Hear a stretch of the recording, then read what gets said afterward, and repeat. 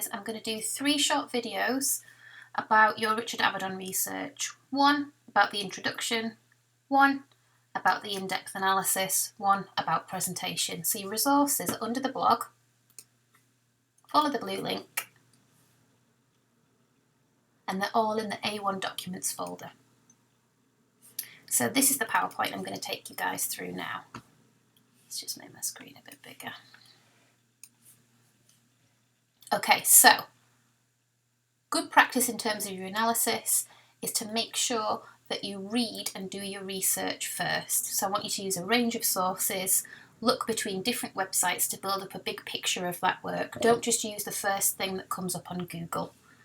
The kind of thing that I'm after is the who your artist is, what it is that they do, when they're working, where they're working, and why they're doing things in the way that they are, so the intentions behind their work.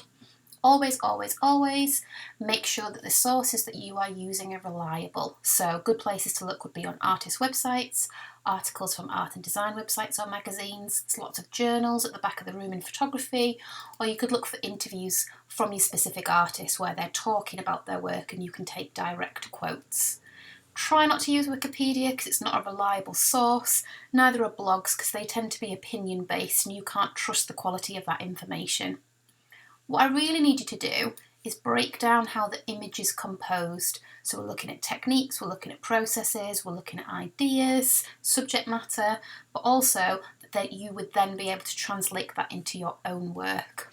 So that your research is personal to you, it's also really important that you give your own thoughts and opinions, so that stops you having like duplicate research that's exactly the same to the next person. So all that in mind is good practice, but I'm really nice and I've actually done that for you guys this time. So I've used multiple really reliable sources to build a really good picture up of this artist's work. So we'll be looking at Richard Avedon. Here's an overview of some of his commercial work so you can see what that looks like. So he's a really famous fashion photographer doing it for really famous brands, really famous people, also really famous publications, so things like Vogue. And this is kind of like an overview of what that sort of body of work looks like. Here's one of the really famous pictures that he's taken before. So what we're looking at here is this is a very arresting image. Also, we're looking at it with modern eyes as well. So the fact that these elephants are chained up and you've got this really glamorous woman using them as basically a prop, it'll also be viewed in quite a different way now, probably be much less better received. So, in thinking about what that body of work actually looks like, what sets him apart is this idea that he gives them a humanistic quality. So instead of them being static, stiff-looking portraits in the studio, they have some sort of vigour or personality or even flaws. And there's this idea of like an underlying story or narrative, because he was really clever, realised that fashion photography isn't just about selling the product, but also the kind of spirit and the idea behind the image and sort of building that story to give them something that the viewer or consumer really wants or desired. So that's his commercial work, working for lots of fashion houses with famous people. But he's probably better known for his really arresting black and white, often large format portraits of people. So lots of celebrities, also unknowns, but saying this is more of like a psychological study as well as just a physical one. So not presenting someone in like a perfect or beautiful light, maybe looking at that real person and saying something about their personality, getting that across to the viewer as well. So, ranging between the commercial work he did as a fashion photographer and the groundbreaking fine art portraiture, the breadth and creativity of his body of work has made him one of the most influential photographers of the 20th century. So that's why he's a really good pick, and that's why we're looking at him. So in terms of an overview of his work, he works commercially as like a fashion or portrait photographer.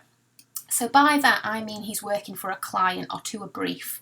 So people propose an idea that they want him to achieve and he's working within that. In his personal work, the idea is much more his own. So it's the sort of things that he wants to investigate and the ideas behind the imagery that he wants to portray. So this is quite often like a documentary or portrait photography published as books or put into exhibitions and shows. And one of the series included is the one that we're going to look at next. So he uses a manual camera, so it's large format, meaning that the negatives are large in size, and he develops them in the darkroom and prints them to a larger than life scale. So because these are for exhibitions, they're going to go up on gallery walls and they're massive. Typical stylistic details of his work is having this really crisp white background, so it's perfect. He leaves intentionally these black borders on from inside the darkroom. They have high contrast, so strong difference between light and dark, but also the idea that they're really up close and personal to the subject, showing details and flaws. So remember, these are printed out. They're on a gallery wall, they're twice life size, so you're presented with every wrinkle, every pimple, every hair that's out of place. Also, quite often they're real manual labour jobs, so you'll be able to see like the marks on their hands, on their clothing, etc. So the series that we're going to look at is called In the American West, and this is the one that I want you guys to focus on specifically for this research task. So it's commissioned by the first director of the Amon Carter Museum. So this is somebody that's asking Richard Avedon to go out and create this body of work. So what had happened was he'd actually seen this portrait of a ranchman from Ennis, Montana. So he'd seen this portrait and he thought that was so interesting and documentation of real working American life that he wanted Richard Avedon to go out and make more photographs of that type. What was excellent about it was he gave Richard Avedon free license to photograph his view of the American West. So he's not really working to a brief there. He's given Richard Avedon free license to do what he wants and photograph what he wants, which is why he's taken him up on the offer. So remember, of course, it's a completely different world to the kind of place where we live. So if you imagine our tiny little island, that will fit into one of these states multiple times. So this area is massive. So this took place across 6 summers from 1979 to 1984. Richard Avedon travelled through 13 states, 189 towns from Idaho to Texas, conducting over 752 sittings. That means 752 people are sitting and having those conversations, having those photographs taken, and that means that he'd done over 17,000 sheets of film. So it's a huge, huge body of work which he will have then edited down. In terms of how he does it, is he always uses a really old-fashioned Deardorff 8 by 10 inch camera. So 8 by 10 inch is like 8 by 10 inch negative plates. So the negatives come out really large in size, which means it's really good for capturing detail. Also, here he is hanging out. You can see him, he gets up and close and personal and talks to his subjects, moves within him, so he's not stood behind the camera as it's being taken. He sets it up and focuses it, and then he moves around and he talks to them for a number of hours to get this done. So, they're illuminated by the natural light reflected from the white paper. Also, he's setting it up in a way where there's no shadows cast, there's no direct sunlight, so he's careful about where he puts his setup as well. And each time, each person, each of the 752, he adjusts the height of the lens, the space around the person, due to their size and proportions, so he's very specific about how he sets it up. In terms of the why, I've linked this up in your template that I'd like you guys to use, and this is the foreword. So Richard Avedon put all of these images together as best ones into a book, and this is what he wrote at the start of the book to explain the series as a whole. So it tells you all about his ideas and his intentions in his own words, so that's excellent to quote from. A bit that I'd like to pull out for this short video is this idea here. A portrait photographer depends upon another person to complete his picture. The subject imagined, which in a sense is me, because that's Richard Avedon, must be discovered in someone else, willing to take part in a fiction. So this idea that it's not truth, he cannot possibly know about. My concerns are not his. We have separate ambitions for the image. His need to plead his case probably goes as deep as mine, but the control is with me. So what Richard Avedon's saying there is, don't take photographs at face value. We know that you're actually capturing something from real life. So when we see a photograph, we know that something has existed to be able to be photographed. So we know that, and yet in the photographs, we take them as a truth. We just forget that information straight away. So he's playing with this idea of truth and accuracy that we assume that photography has, where really, if you take this image here of Ronald Fisher, the beekeeper, this image is a construct. You know, a beekeeper doesn't beekeep like that. They have multiple layers of protective clothing. They don't actually have the bees directly upon them as well. So what Richard Avedon has done here is he's put a pheromone onto the man, which attracts the bees, and that makes them stay on his person. And because obviously he's a beekeeper, he's confident with working with them. That's why he's got this sort of calm presence, and that's what makes it an arresting image, is because you imagine those bees and you imagine what it's like to have them on you, and that's a very unrealistic thing that we would usually see in real life. So he's playing with that idea of accuracy. His attention to detail is extensive as well. So Photoshop did not exist. You know, he's working pre-Photoshop and he's using real film as well. So he can't retouch or crop any of the images digitally. So instead he works with the negatives and took great care in processing them in the darkroom. When we look at the in-depth, I'll show you that in a little bit more detail.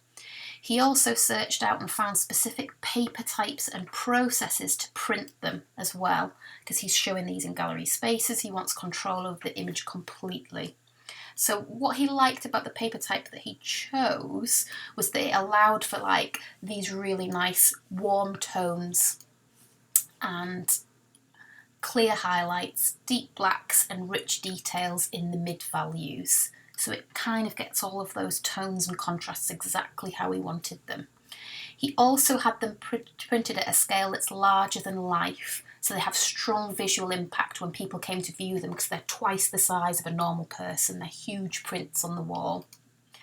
Now, Richard Avedon, you can kind of see there, he's not working on his own, he's working with a team of people because he's been commissioned. So he made several prints of them, and then what he would do is cut and collage different items together. So eyes, lips, hands, the shirt, until he's got this idea of the perfect exposure of the image that he wanted. So he'd make that up and then he'd ask his team to create it. So each print requires meticulous work, with them spending about 10 to 15 minutes in the enlarger, and then his team creating masks for dodging and burning them to create this kind of edited photograph where the tonal values are much more controlled. Also, they process the negatives as well by retouching those or blocking off the background so that it would print perfect white. Also, maybe leaving on some of them as well, like those cropped black borders, so you could actually see some of like the edge of the plate left behind as well, which is one of his signatures. So you've got to kind of think about the context of the time. So they're assertive, they're controversial, they're graphically striking, but they generated lots of heated discussion, especially thinking about this idea of the true identity of the American West. So if you think about the American dream and the fact that it's the land of the free and you can succeed there, what he's doing is he's really highlighting working class Westerners. And what he's doing is turning the camera on all the sorts of people who are the opposite of like this perfect American ideal. So miners or housewives, farmers, drifters, homeless people. So instead of it being like these grand open landscapes, this perfect place like Ansel Adams used to show, he's turning it inward to all of these people that you might normally overlook. And you could say that that means that he's exploiting these people, or you could also say that maybe he's celebrating those people as well. So that there's two ideas of which angle it could be that he's coming from. Also, he's not actually from the American West as well, so he's looking at it in terms of being an outsider.